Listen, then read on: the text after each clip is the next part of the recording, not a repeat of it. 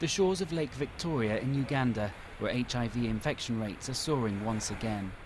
15% of people in this remote village are living with HIV/AIDS. This is compared to just 6% nationally, and the numbers are increasing all the time. Anthony Seskamanya was diagnosed as HIV positive 5 years ago, but he struggles to find treatment.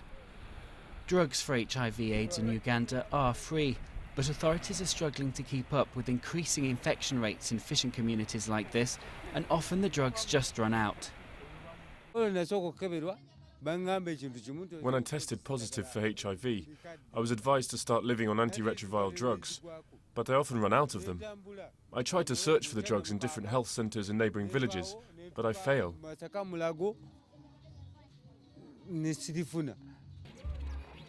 Despite being one of the most at-risk groups in Uganda, the fishing community of Nabirembe has no health centre of its own. Residents are forced to walk for miles in search of antiretroviral drugs, but many are simply too ill to be able to do so. The health centre is far from us. You can walk for hours. Sometimes your health condition is so bad, and by the time you reach the health centre, it's even worse.